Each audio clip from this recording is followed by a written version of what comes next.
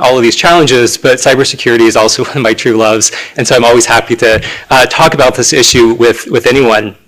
So I want to start the conversation maybe in a little different place. Usually when we talk about cybersecurity, we have conversations about cybersecurity, we're starting by talking about the threats. But I actually want to talk about the progress, because Tanzania's digital economy has been growing rapidly. More citizens are connected, more businesses are depending on digital infrastructure. We had conversations yesterday about all the investments that are being made in data centers, thinking about cloud, fintech, mobile money, the telecom sector, banking, cloud services. All of this is continuing to expand. And so all of that is fundamentally good news for the digital economy. But cybersecurity problems are often the consequence of successful digital transformations.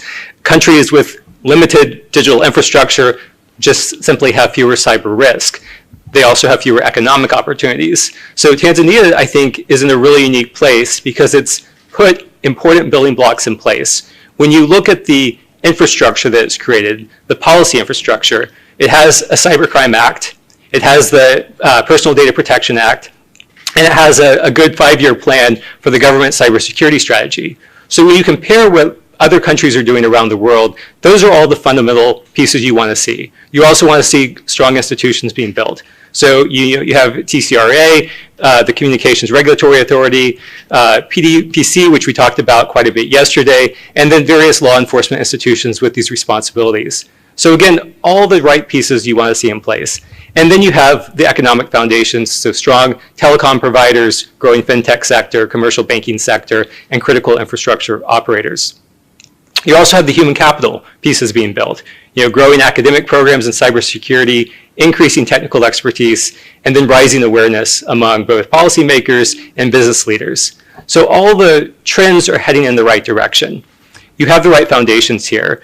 I think the challenge that we have, and that I really want to talk about today, is how do you build on those foundations to keep pace with what is going to be an increasingly difficult threat environment? All right, so when you think about cybersecurity, there's kind of a simple reality here. You get more networks, more devices, more software, more data, more users, more digital services, and that means you have more attack surfaces, more vulnerabilities, and more opportunities for criminals and foreign adversaries to exploit these potential avenues.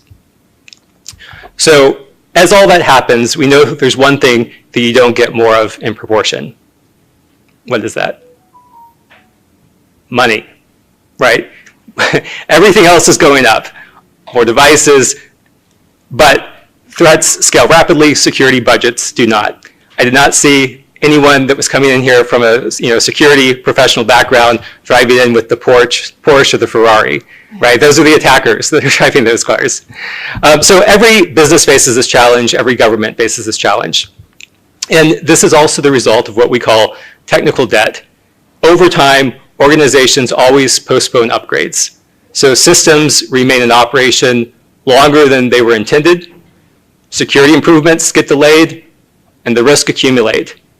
And eventually, that bill comes due. So the question is, what threats are we preparing for? And are we ready for those?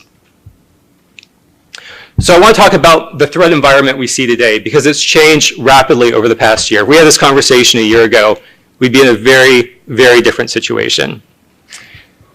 Some of this has been changing slowly over time. So cybercrime has become professionalized. When cybercrime and cybersecurity started as a field, a lot of this were just individual attackers. They want to exploit a system, they look for vulnerabilities, they were kind of having fun. What can I break? What can I hack into? What does that look like? But now what we're seeing is that criminal groups operate like businesses. They specialize, they collaborate, they sell services to one another, and they build up organizations, they're multinational organizations that engage in specific types of attacks. Ransomware, business email compromise, financial theft, data theft, other types of fraud. But it's not all financially motivated attacks. There's also a lot of geopolitical attacks. Nation states are increasingly targeting telecom networks, government systems, critical infrastructure, and other types of strategic industries. CrowdStrike, which is one of the global leaders in the cybersecurity industry, they issue an annual threat report. This year, they found that China-linked threat actors were focusing in particularly heavily on telecommunication providers in Eastern Africa. So you have to ask, why telecom providers? Well, telecom providers and these telecom networks provide access to communications. They have metadata about who's communicating with who. They have call records. They are providing the network infrastructure for all the businesses.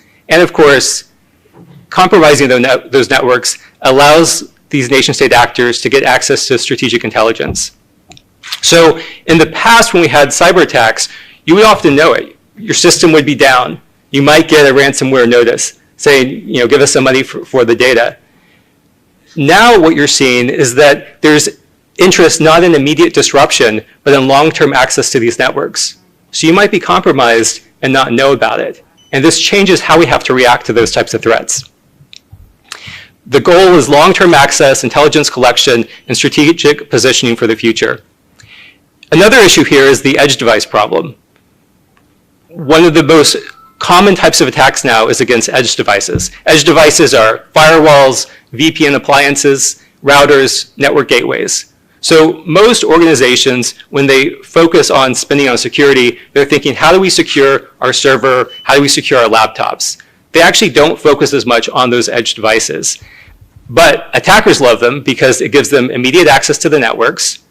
There's very little visibility for the defenders. They don't have a lot of logging on those devices, and they're almost always inconsistently patched. So they're vulnerable and they're exploitable. But the threat environment's changing in a much more fundamental way, and it's because of artificial intelligence. So AI has changed everything in pretty much all parts of the economy, certainly in all parts of the digital economy. But even a year ago, when the World Economic Forum did their global survey of cybersecurity professionals, 94% of respondents identified AI as the most significant driver of cybersecurity this year. That's an extraordinary number, 94%. You can't get much higher than that. AI is not simply another technology trend, it's just fundamentally changing the economics of cybersecurity operations.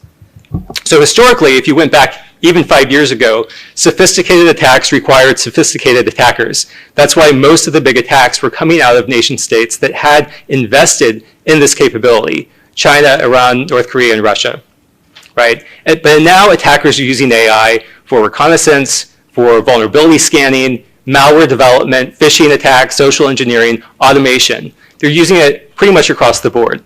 So the result is greater scale, greater speed, and lower barriers to entry. So it's not just these big nation states that can do it.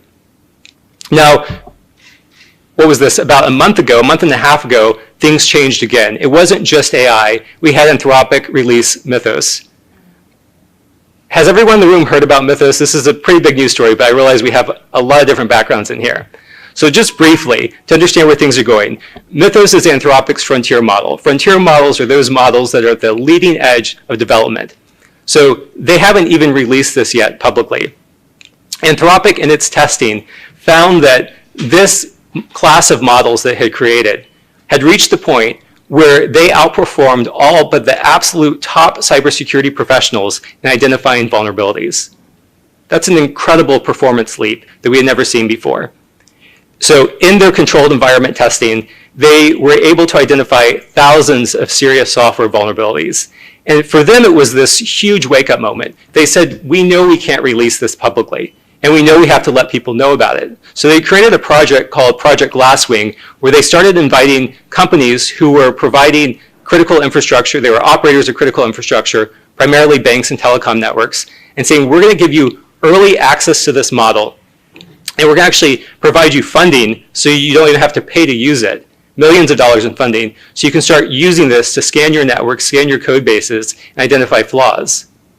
Now, they've done that, and they've been working on this, but that's a small piece of the puzzle. Those were primarily American companies that they provided access to. They've started to expand it. Just last week, they created the first Mythos class publicly released model, and then we had some disagreement about whether or not it should be publicly released in the United States, and they had to pull it back. And I'm happy to talk more about that. But let's think about what that means for a moment. For decades, the biggest constraint on cyber operations was basically how many cybersecurity professionals you could hire.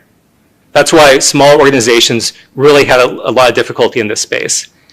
But now we're entering a world where this capability is embedded in a model, and now you can scale that at a level that's unprecedented.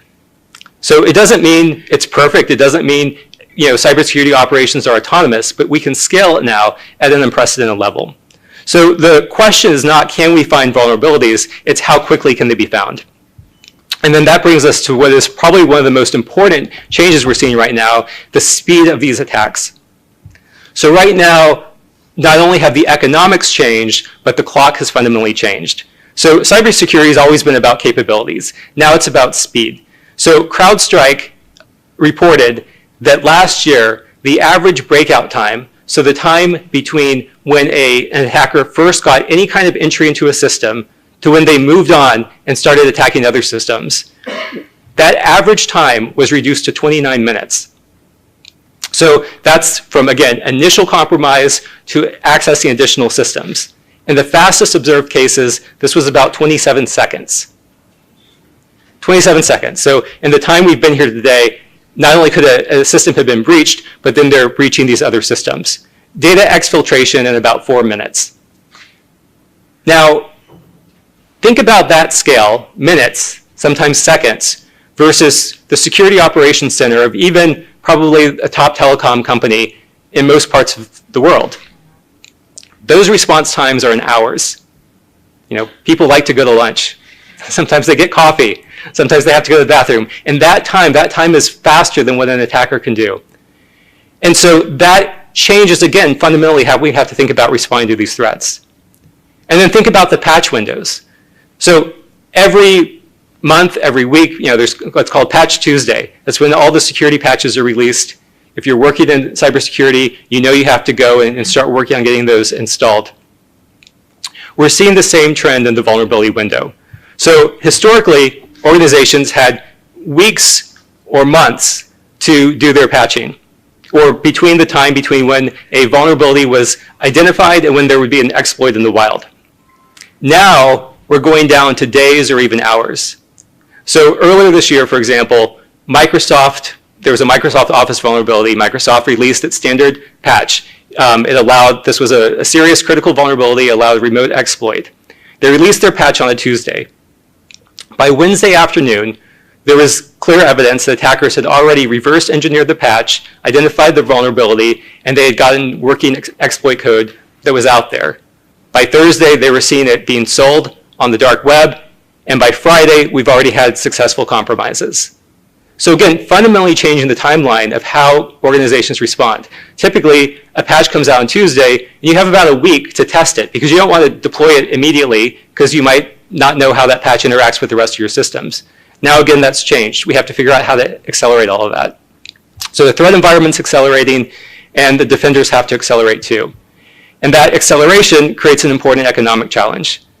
And this is where this idea of compute is so important. So much of the conversation on AI focuses on the models, but the more important issue is, do we have access to compute? And that question about do we have access is at all levels, at the national level, at the organizational level, sometimes at the individual level. But advanced security, cybersecurity, increasingly depends on having access to those computational resources. And so you need it for that AI-assisted monitoring, threat detection, threat intelligence analysis, vulnerability discovery, red teaming, any type of automated response. All of that's going to be dependent on having access to the model and then being able to pay to actually use the model on your system to remediate code and identify flaws. So we're increasingly moving to a world of security through compute. Organizations with the most compute gain advantages, countries with the most compute gain advantages, and that's going to create a risk of a growing security inequality between nations, which means building capacity is going to be more important than ever. Now, that's the most pessimistic I'll be. I want to move to something a little more optimistic for a moment, because I don't think cybersecurity is completely a technological challenge. So the human element is actually still very important, because despite all of what's going on with AI, many of the flaws we see are actually tied to human activity.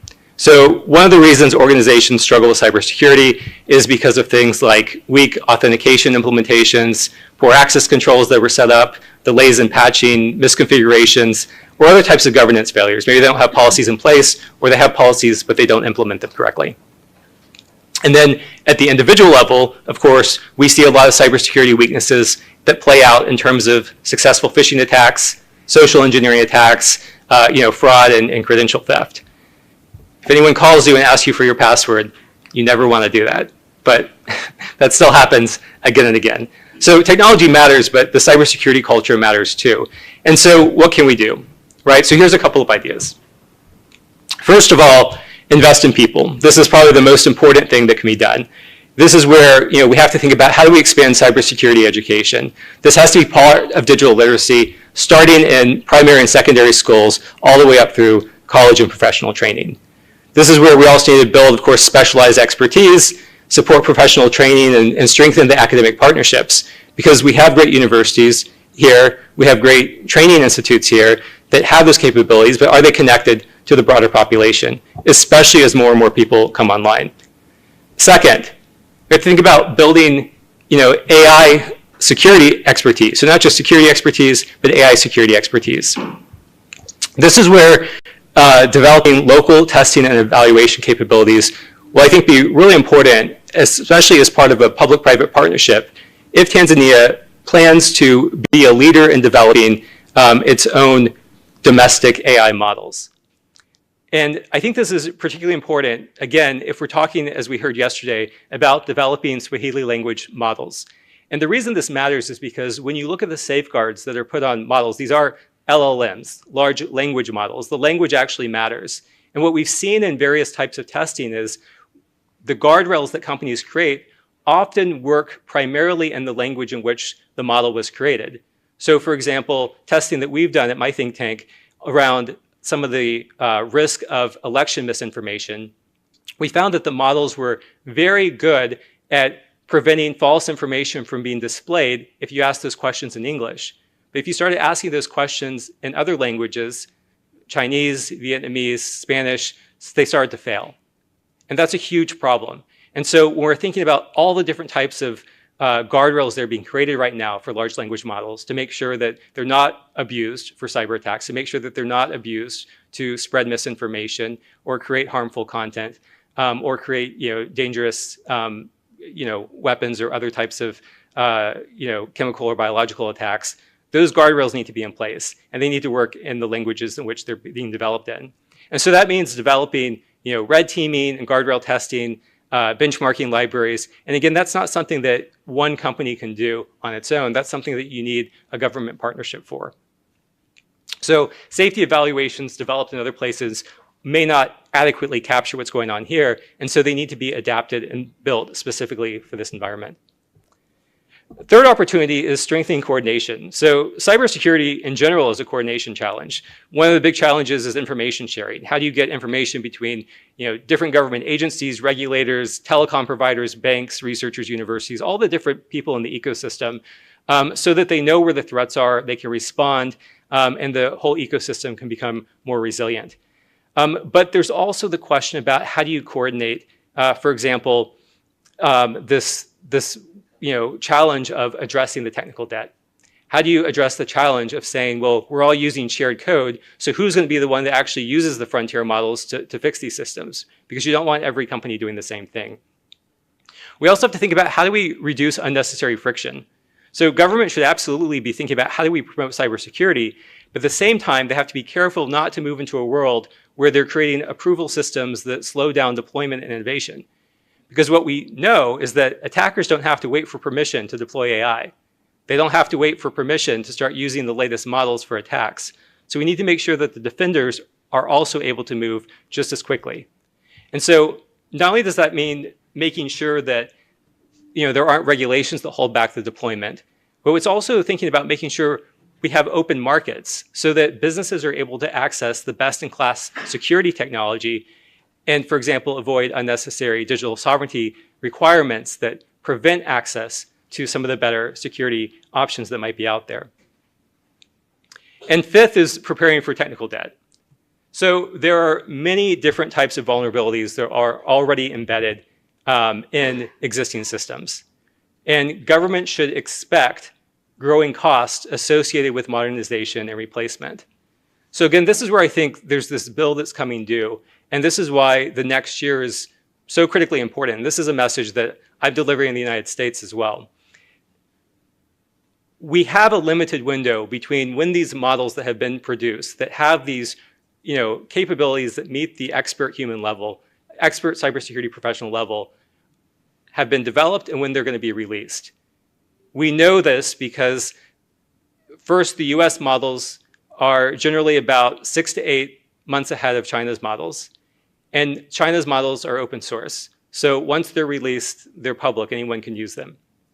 So basically, there's this window right now of somewhere between maybe 5 to 10 months between now and when attackers around the world are going to have access to these best-in-class models. And so that means we have between 5 to 10 months to prepare for the types of attacks that we have never seen before at a scale we've never seen before. And that should be a huge wake-up call. But we know the reality of government is you don't want to spend money, especially for a hypothetical risk that's not proven yet. And so that's the real challenge going forward is to kind of ring this alarm bell and say, this is going to likely happen. I hate making predictions like that because, in 10 months, I guess someone could say I'm wrong, but I'm pretty sure I'm not going to be wrong in this because we're already seeing the trends in terms of the types of attacks that are coming out there. And so the question is, can we start mobilizing now so that we're ready when these models are fully released and that everyone has access to them to start using them on the defense side so we can be ready. So we can start thinking about where are the areas where we don't want to be the low-hanging fruit. We don't want to be the easy one to attack. And some of that, again, it's human capital. It's doing the things we can do today that we know we can do today. It's patching our systems, looking at those endpoints. It's figuring out what kind of broader security awareness training do we need to do. And also thinking about what are the applications that are widely used here and what types of security risks are there in these systems and how can we address that. It also thinks about doing some tabletop exercises. Ideally, the government should be asking, what happens if there is a large cyber attack in our country? Are we prepared to respond? And I'd actually be really curious on a show of hands, who here is confident that if there was a significant cyber attack here in Tanzania, that the institutions here, government, industry, and academia are ready to respond? Anyone confident? Anyone not confident? And that's pretty much what the trend is. There have been some recent polls on this globally. And it's pretty much consistently, people are more not confident than confident in their institutions. And they've also seen that confidence is waning over time. And so again, I'm here with what is hopefully both a warning and a positive message. The warning is that there's a serious threat that's coming. But the opportunity is to say, with AI, we can address cybersecurity in a way that we've never been able to address it before. And in the short term, the biggest opportunity is to address it through human capital and investments in humans. So I think there's a clear path forward there. So I'll stop on that semi-optimistic note and open it up to any questions or conversations. Thank you.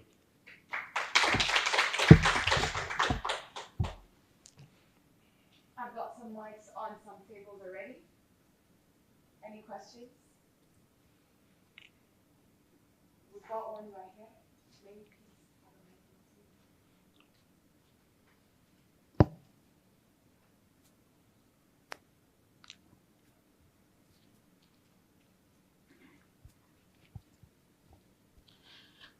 Thank you very much for the presentation. It was very insightful. So I think when you think about cybersecurity, maybe as an organization, you feel like, okay, this is a huge thing.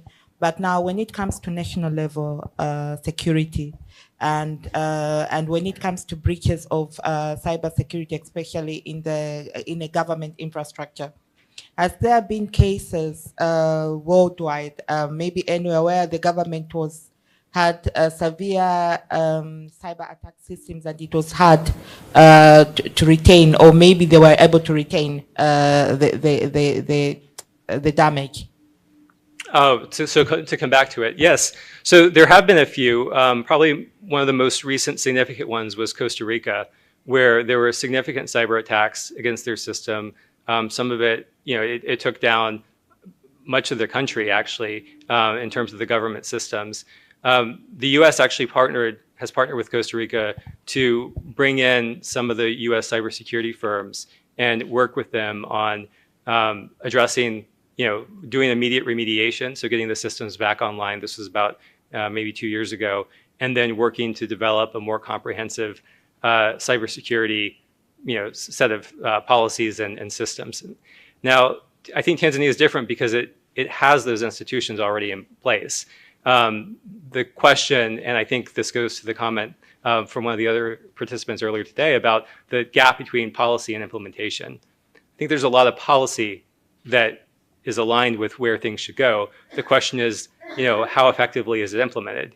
So, for example, the data protection law here is, very straightforward. It says many of the same things that data protection laws say all around the world, which is actually pretty simple. It says if you manage personal data, you must secure it.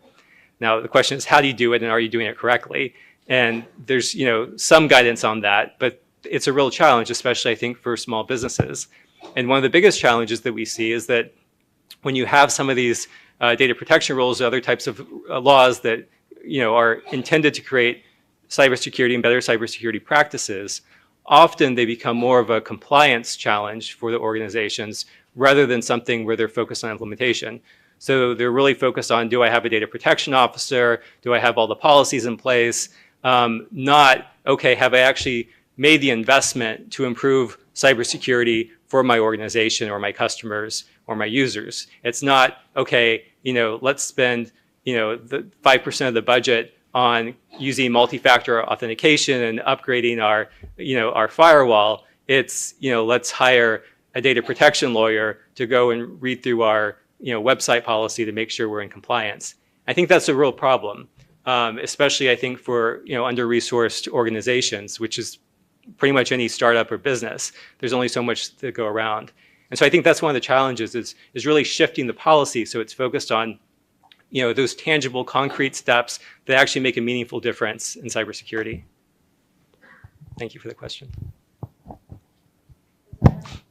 Yeah. Morning. Thank you so much for your presentation. I know you have partly hinted it, but I'm aware that, and you say that most small and medium enterprises are increasingly implementing digital transformation strategies, including here, both from urban and rural areas. But again, with your data on how fast the attackers are attacking our systems, what's your suggestions? What can these SMEs do to prevent that situation? Because for big corporations, like with a lot of money, that might not be a big deal.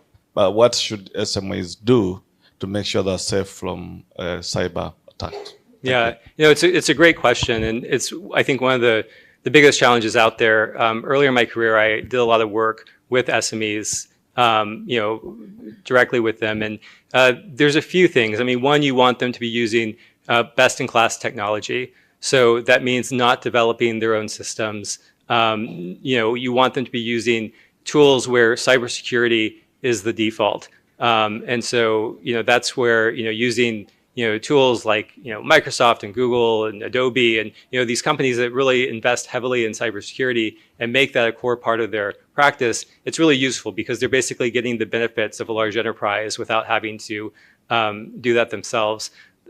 Sometimes where you see the biggest flaws is where they've had to implement something directly. So if they've had to configure a router, they probably didn't have that expertise in-house to do it. If they've had to, if they have kind of a custom software, database on a website, they probably didn't have that developed or maintained to the level of something that's more advanced. And so that's where using that leading technology is really important. The other part is, again, on that security awareness training for the employees, because that's where we see so many attacks. It doesn't matter if you are using really secure technology and you're using a bank that has great multi-factor authentication. If and what's changed today again is the quality of the AI. So now we're seeing not just these phishing attacks. In the past, it was this email that was badly written that you could identify as being badly written and it was probably fake. Now it might be a phone call from somebody, from the CEO of the company, using their voice because it's generated by AI and it sounds just like them.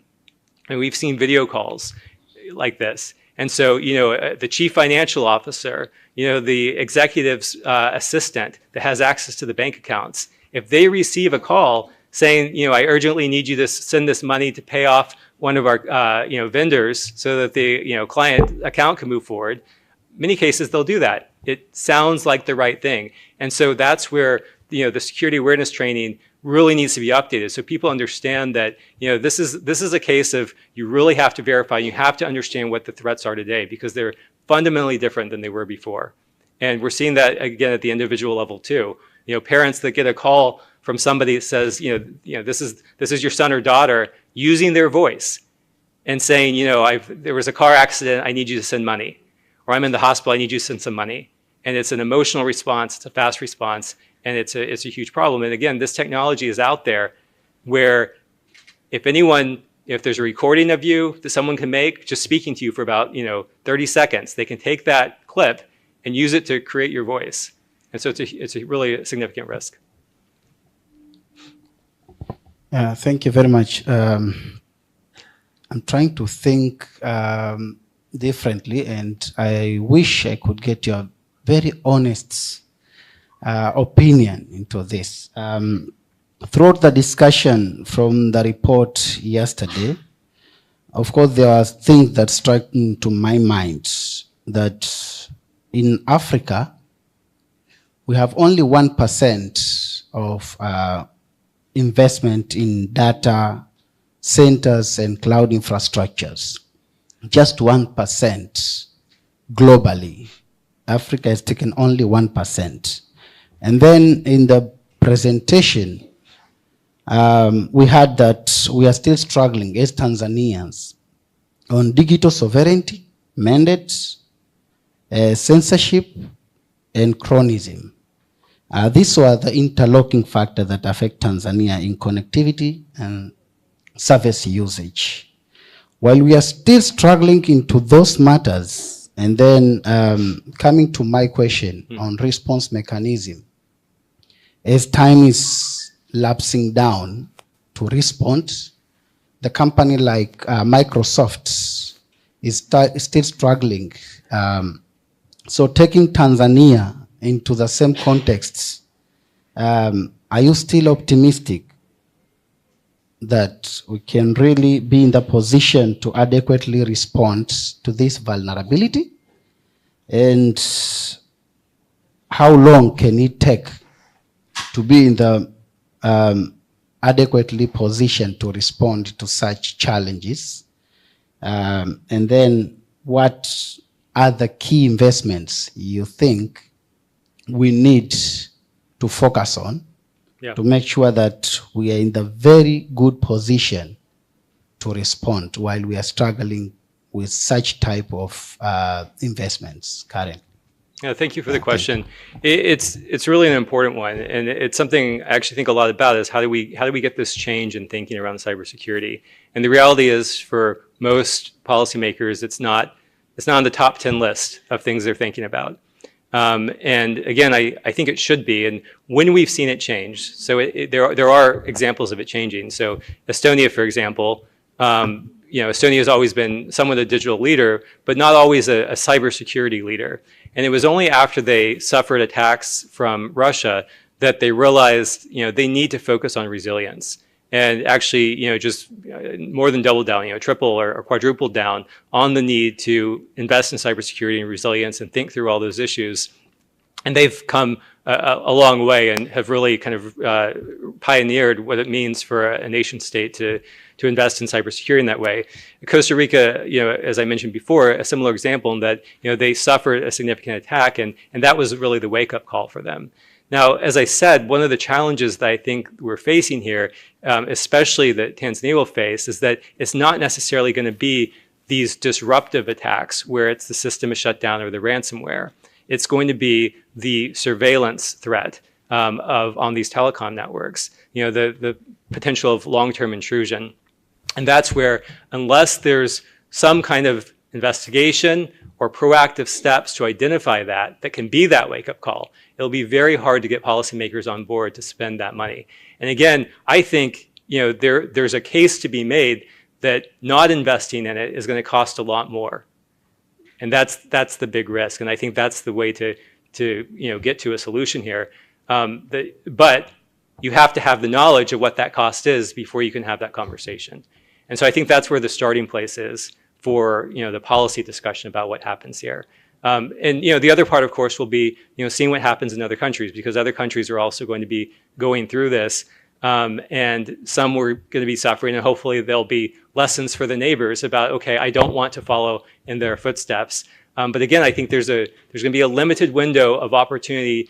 The more time you have, the easier it is to act. There will always be cybersecurity threats. I mean, we know that, but there's also, opportunities to do things cheaper and faster now than they will be down the road.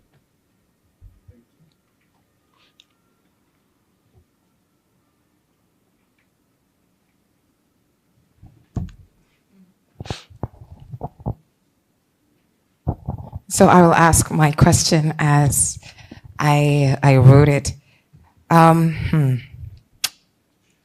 Okay. So you referenced some of the conversations that I had yesterday around data protection and support that SMEs or citizens would be getting from different entities put together by the government to be able to support citizens and the different institutions to be able to put in the measures to secure data and so on and so forth. But you've emphasized in your presentation that businesses must prepare for the rapidly changing cybersecurity environment. But for many SMEs and perhaps the different leaders within the room, cybersecurity still feels heavily like a privilege. It's something that many are aware of, but it still feels very privileged to be able to put those measures in place.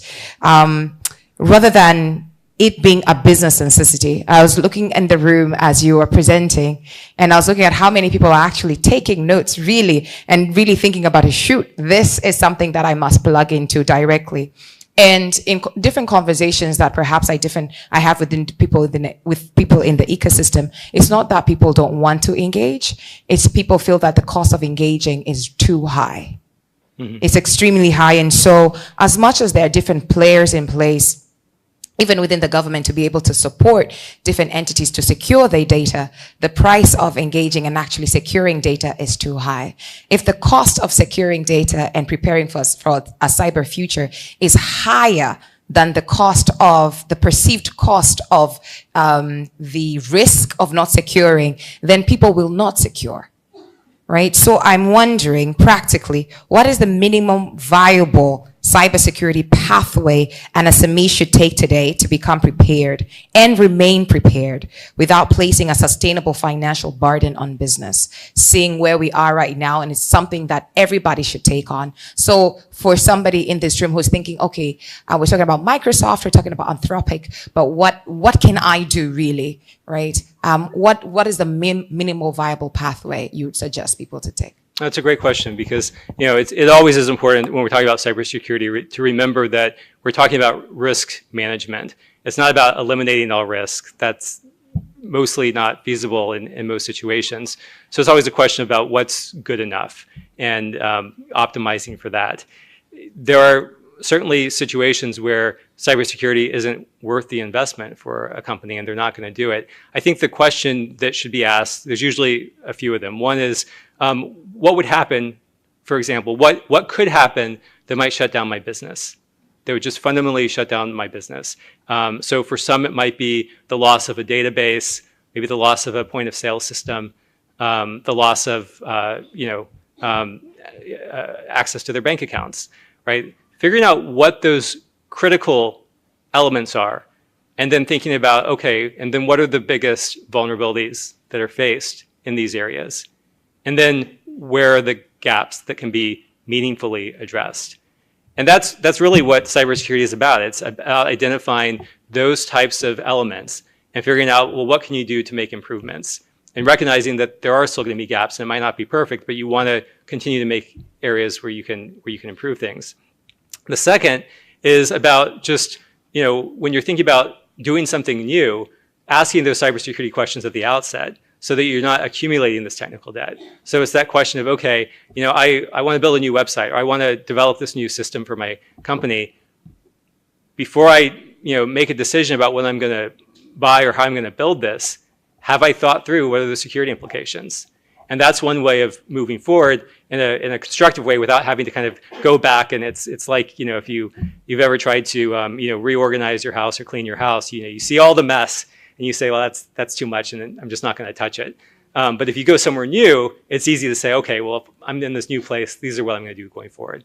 So sometimes you can't kind of clean up the mess, but at least going forward, you can figure out what you're doing. And then the last part is really just on the individual level, where again, cybersecurity at the end of the day is very personal for a lot of people. I mean, it certainly affects, your bank account, your own money. You should be thinking about that. You should be thinking about, maybe sensitive data that you might have on your phone that you don't want others to get access to, those types of things. Is that secure? Maybe your communications, your social media accounts, those types of things, are those secure? Those are some of those initial things that everyone could be thinking about.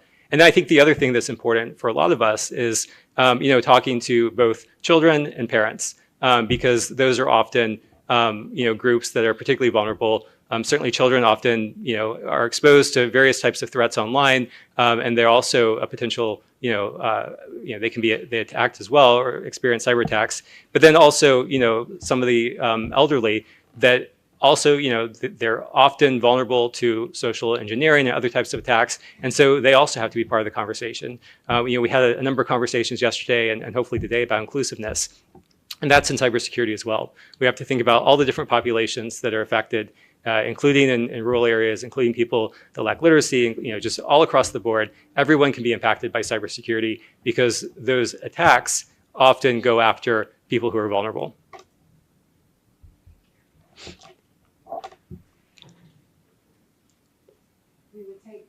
One last question, if there is one.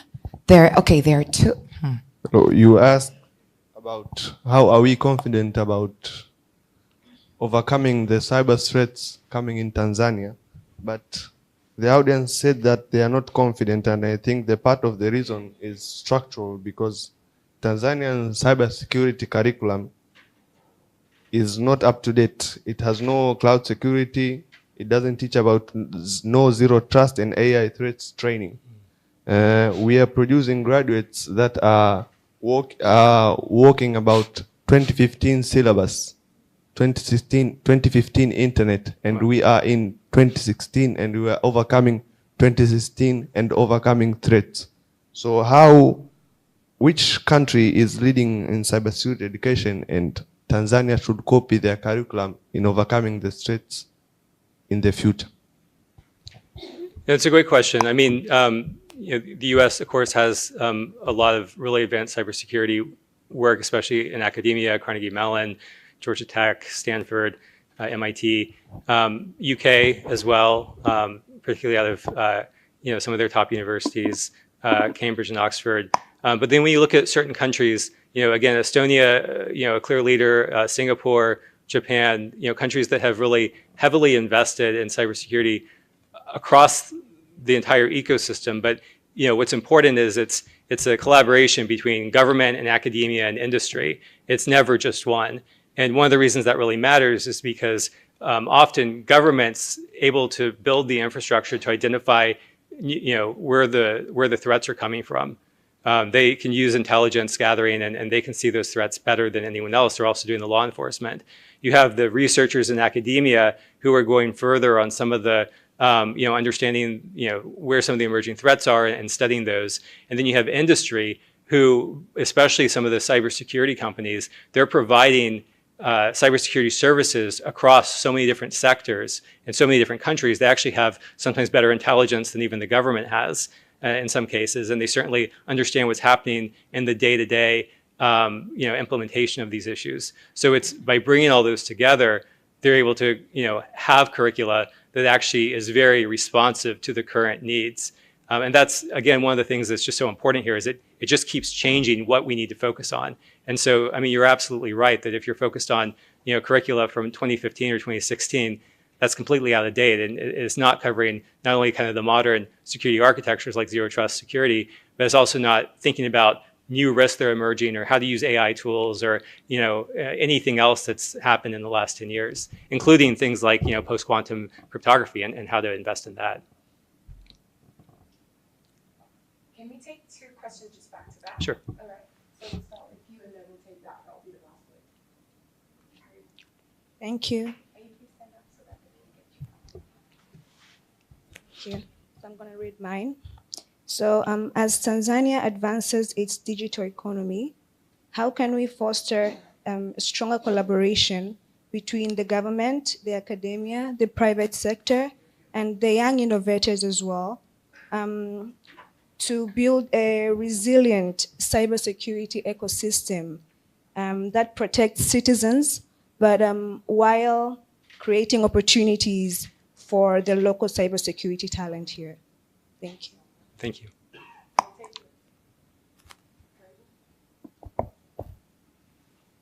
Good morning.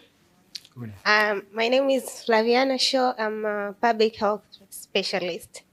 My question is, I've been thinking, how can cybersecurity measures be used to detect and prevent false spread of misinformations in our communities, especially during outbreaks and other disasters that false informations can be spread through cybersecurity?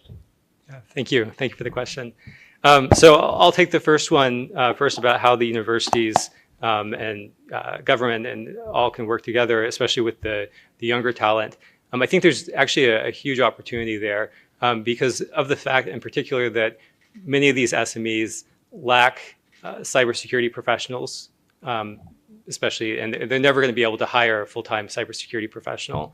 And many of the students are probably looking for opportunities to have practical hands-on experience applying cybersecurity. So that's a clear matching opportunity of students who can be trained and learn about the tools that are out there, and these small businesses and medium-sized businesses that need talent to come in and review what they're doing and think about how to improve it and do some implementation. And so there's opportunities for basically a match there where universities can help identify collectives or internships, those types of programs, to actually go out and provide some of these services through kind of cybersecurity clinics that these businesses can come in and get that experience, and then decide, well, what comes next? Do they need to invest more in these programs? Is this something that they might hire out from some of these areas? But it's a great opportunity to start developing those relationships. It's also really important because universities need to know what types of challenges businesses face so that they can be creating, training students to have that skill set. And so you have to have that dialogue that goes on back and forth. And we definitely see, for example, in the United States, we have what's called the community college system that's very focused on training local students for the specific skill sets that local businesses need. And so, making sure that the talent stays near the problem and that they have a skill set is a great way to address that issue. On your question about misinformation, disinformation online, again, it's a really important one. We're seeing, of course, with AI, the ability to generate more text, but also images and video. So one of the challenges, and I think one of the approaches that a lot of policymakers considered early on was to say, we need to have watermarks on all AI-generated content. And the problem with that is that one, a lot of times watermarks can be removed and hidden. And two, it's kind of like asking a counterfeiter, if you're going to create a counterfeit painting, please make sure to write on the back it's a counterfeit, right? The criminal is not going to do that. That doesn't really make sense. So instead, I think we have to flip the problem on its head and instead say, well, how about we start creating an information environment where legitimate information is signed, and that's the expectation. And we've actually done something similar in the past, with websites and security credentials. So everyone probably in here learned early on with the internet that you don't want to put your bank account or private information into a website if it didn't have the little padlock in the browser. And we eventually moved to a world, if you look at modern browsers, there actually is no padlock there anymore. What's changed is now if you go to a site that doesn't have SSL or TLS on it, it actually shows it with a little red mark and it says this is not a secure site. So I think that's what we want to do with disinformation and misinformation. Is we want to move to a world where photos and videos that are being produced that are legitimate, come from legitimate sources.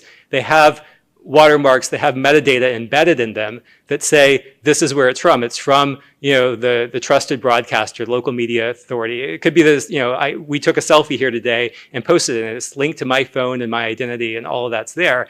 And it's not that information is necessarily true, but you know where it came from, and then you can decide if to trust it or not. And then you can also know that, well, if there's information out there that's not signed, that doesn't have provenance information, then maybe I'm not going to trust it. And so that changes the information environment. And there's standards that have been created, the Content Authenticity Initiative that's getting deployed in many countries. That's a really powerful way of moving forward with this. I'm happy to talk to you about that too, or anyone else in the room if there's interest in that. It's something that's being led by a coalition of companies, but it's really gotten a lot of momentum now internationally as well. Thank you very much. Now, Asha, there is one person who has been eyeing me putting her hand up and has begged thoroughly. Can we please allow her to ask that question? Yeah, this is the final question. Okay, thank you. Thank you for your insightful presentation. I'm Gloria Bazil, and my question is, what opportunities exist for people from non-computer science or like the non-technical background who really wish to contribute strategically and meaningfully to cybersecurity and digital governance? Oh, I love that question, and I'm one. so glad you asked it, because one of the biggest challenges in cybersecurity is the human factor. So implementing it in a way that people will use it. So, for example, I mean, we all know you've been told, use a really long, complex password to make sure that nobody can get into your system. And we also know that never works, because people, if you use a long, complex password, you'll either forget it or you'll write it down, and then it's easy to steal. And so there have been, a lot of people in, non-computer science domains, because the computer scientists and the engineers, we like to think about, okay, does the math add up on the cryptography so that we can, mathematically prove this is secure, which is great for the math, but it's not great for, when we're all using it. So we actually really need a lot of people who are just creative thinkers, designers, doing user testing, doing education, to think about, well, how do we actually, how do we educate people effectively around cybersecurity? How do we make the training fun and interesting? How do we make it engaging? How do we make it accessible to people? There's also questions about how do we actually, create new ways of doing the equivalent of a password or something similar in ways that don't involve typing numbers and letters and things that are very unintuitive. So I'll give you a specific example of how we have to change this. If there's been a big movement to use VR and augmented reality, virtual reality glasses. If you're wearing VR glasses right now, you can't look up the password that you wrote down on a piece of paper because you have goggles on. And you can't necessarily type something in very easily in most of those interfaces. So people are trying to think about, well, what's a new way of